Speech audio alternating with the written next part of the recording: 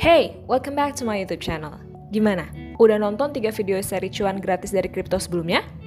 Kalau belum, langsung cek playlist aja. Menurut rencana kan kita harusnya bahas airdrop dan bounty hari ini ya. Tapi setelah dipikir-pikir, akan lebih baik ngenalin istilah-istilah seputaran airdrop dan bounty dulu, supaya lebih gampang ntar ke depannya. Oh ya, buat yang udah nonton video-video sebelumnya, pasti udah tahu dong apa itu wallet. Ayo, coba jawab apa yang kalian tahu tentang wallet di kolom komentar. Yep, yang belum tahu tentang apa itu wallet, boleh tonton video sebelumnya. Di video kedua, ada cara bikin wallet Ethereum, dan di video ketiga, kalian bisa belajar cara bikin wallet Bitcoin.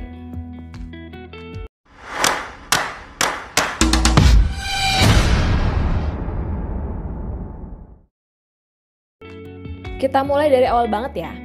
Jadi, semua kehebohan tentang cryptocurrency ini bermula di tahun 2009 waktu Satoshi Nakamoto, itu nama samaran, mengimplementasikan blockchain untuk pertama kali. Blockchain adalah sebuah buku kas digital yang mencatat tiap transaksi Bitcoin, digambarkan sebagai rantai blok yang tidak berulang, tidak dapat dimanipulasi dan dihapus, transparan atau bersifat publik sehingga semua orang bisa melihatnya.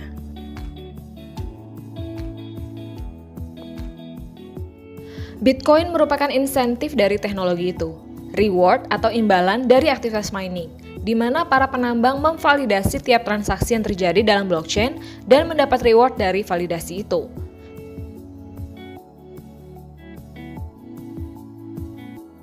Bitcoin bersifat decentralized, artinya tidak terpusat pada satu pihak atau institusi. Jaringannya adalah peer-to-peer atau orang per orang. Nakamoto bermaksud menciptakan Bitcoin sebagai alat tukar atau mata uang yang bisa dikirim orang per orang, tanpa membutuhkan bank sentral atau otoritas lain untuk mengoperasikan dan menjaga buku besar seperti halnya uang fisik. Mining itu apa sih? Mining itu dalam bahasa Indonesia artinya menambang, sebuah aktivitas untuk membuat blok-blok Bitcoin baru dalam blockchain dengan memecahkan masalah matematika super rumit yang dilakukan oleh komputer, yang memverifikasi tiap transaksi mata uang tersebut. Itu sebabnya ada fee, gengs. Ketika kita mengirimkan Bitcoin dan lain-lain dari satu wallet ke wallet lain, fee itu adalah insentif para penambang yang memvalidasi transaksi kita jadi blok baru dalam blockchain. Waktu validasi sukses, maka Bitcoin kita berpindah dari wallet asal ke wallet tujuan. Dan ketika sukses, kita akan dapat TXID atau Transaction Hash yang berarti bukti transaksi. Terus, apakah semua kripto diverifikasinya lewat mining? Oh enggak, masih banyak cara memvalidasi transaksi kripto yang lain. Tenang gengs, ntar kita juga akan bahas sampai sana. Di dunia cryptocurrency ada pembagian yang namanya Bitcoin dan altcoin. Kalian sekarang udah tahu apa itu Bitcoin. Yang pasti Bitcoin adalah pelopor, tolak ukur, koin pertama dan ujung tombak dari cryptocurrency.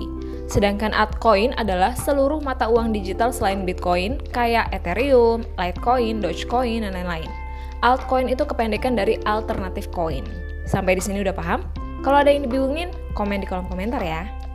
Kenapa sih cryptocurrency terutama Bitcoin itu punya nilai? Bahkan harganya udah melambung tinggi sekarang. Yang pertama, karena ada kegunaan dan teknologinya inovatif. Yang kedua, ada demand yang tinggi dan supply yang terbatas. Contoh, cuma ada 21 juta Bitcoin yang tersedia di dunia. Ketiga, adanya hype dari komunitas cryptocurrency menarik orang-orang baru terjun ke kripto dan masih banyak faktor lain. Oke, kita lanjut. Ngedapetin cuan dari kripto itu bisa dilakuin dengan jalur Bitcoin atau altcoin, gengs. Tapi untuk bisa dapetin Bitcoin dalam jumlah besar sekarang udah susah. Kenapa? Hal ini terkait dengan supply Bitcoin yang cuma 21 juta aja. Bitcoin bisa dihasilkan dengan cara mining atau menambang kayak yang udah dijelasin di atas. Dan tentunya aktivitas mining memakan listrik yang besar selain dari harga CPU atau GPU yang memang mahal, membuat aktivitas ini menjadi mahal. Semakin hari seiring dengan berkurangnya persediaan, kesulitan menambang pun semakin meningkat. Hal ini berdampak kepada tingginya harga jual beli dan biaya pengiriman dari satu dompet ke dompet lainnya. Semua tiba pada kesimpulan kalau apapun yang berkaitan dengan Bitcoin itu mahal. Ya, jadi susah banget dong ya dapat cuan dari Bitcoin? Tenang, itulah sebabnya ada altcoin sebagai alternatif.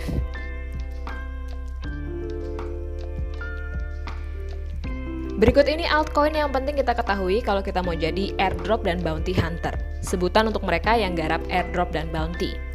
Yang pertama ada Ethereum, yang kedua Binance Smart Chain atau BSC, 3 Matic atau Polygon, 4 Tron, 5 Stellar.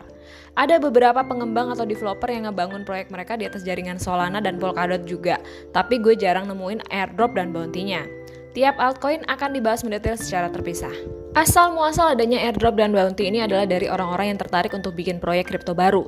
Siapa aja bisa bikin proyek kripto, makanya nggak heran kalau dalam satu hari 100-1000 proyek baru bisa muncul.